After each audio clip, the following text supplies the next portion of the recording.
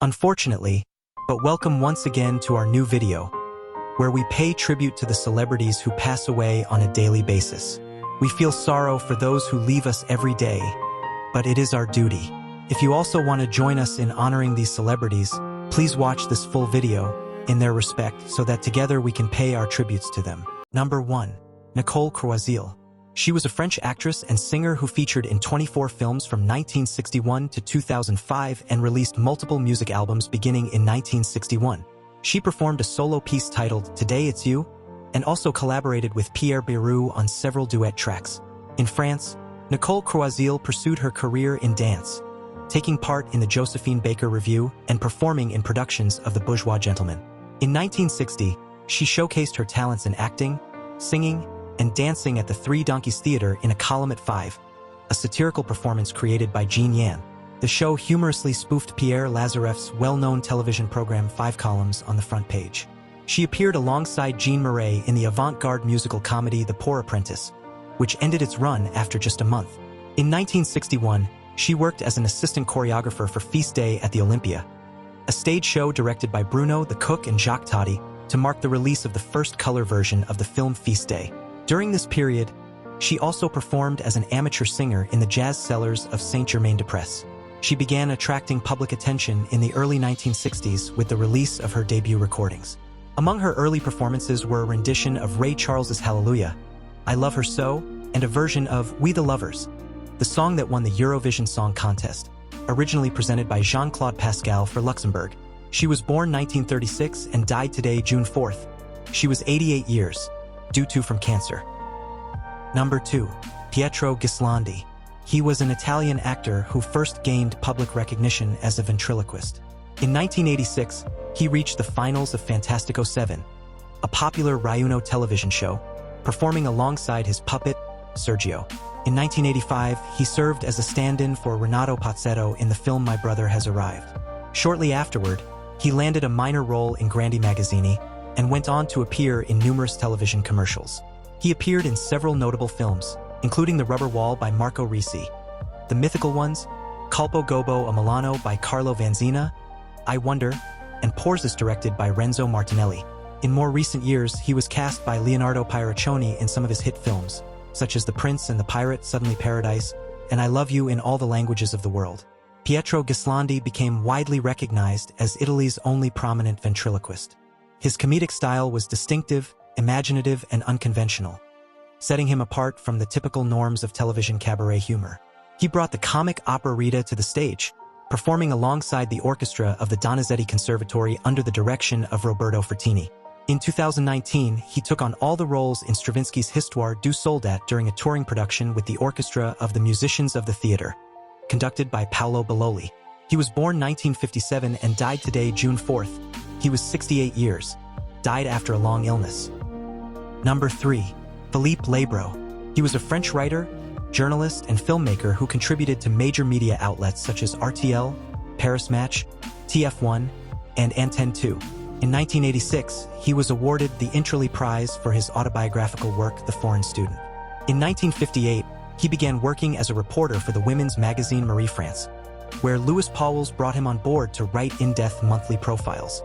The following year, through his friend Voldemar Lestienne, he was introduced to Pierre Lazareff, who commissioned him to write a fictionalized biography of Al Capone for Gallimard's The Spirit of the Time series. That same year, he joined Francois as a senior reporter, a position he held until 1972. His first novel, A Restless American, about the life of Al Capone, was published in 1960 by Lazareff and Paul Gordos, in the collection The Spirit of the Times. In the summers of 2011 and 2012, he hosted the weekly Sunday program Mon RTL, A Moi on RTL. In 2016, he delivered his weekly segment The Mood of Philippe Labro every Monday at 11:15 a.m. as part of the program The Info Duo, hosted by Adrian Bourne and Sonia Caironi on Itella. From the channel's inception, he hosted the cultural program Blog Notes. He made a brief appearance as himself in the final scenes of Jean-Luc Godard's film Made in USA.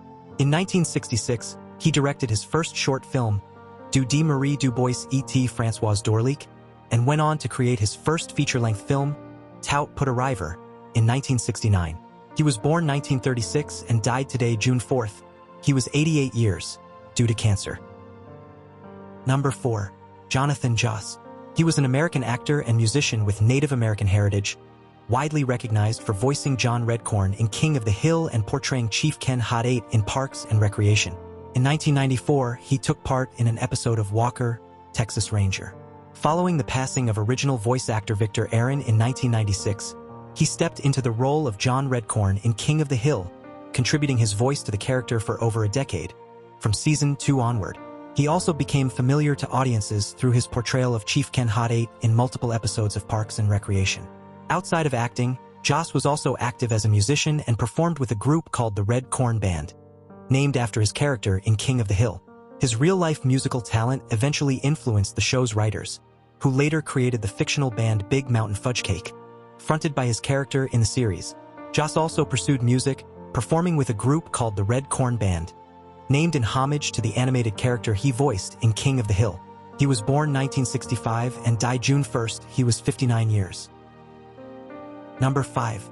Colin Jerwood was the powerful and unyielding frontman of Conflict, the iconic British anarcho-punk band known for its defiant political message. Born in 1962 in South London, Colin Jerwood co-founded the band Conflict in 1981, amid a period of political turmoil and social tension in the UK. Alongside fellow members like Paco Carreno and Paul Nihilistic Nobody, Jerwood helped propel Conflict to the forefront of the anarcho-punk movement. The band became known for its hard-hitting tracks that fiercely opposed war, capitalism, animal exploitation, and fascism.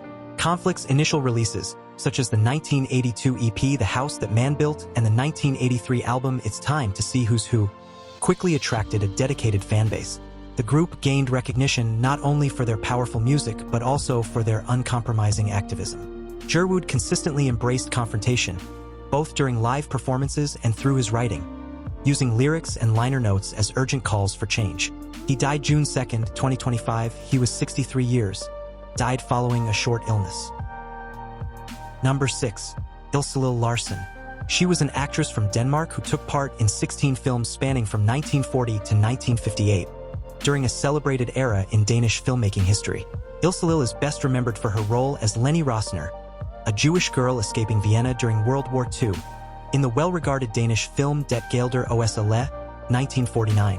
Her heartfelt performance gained praise both domestically and abroad, leading her to reprise the character in the Swedish film Kärleken Sigrar, released the same year. At 25, Ilselil decided to leave the spotlight behind in favor of a more peaceful lifestyle. She married Swedish restaurateur Göran Norlander and lived in Belgium and Sweden before finally settling in the French countryside.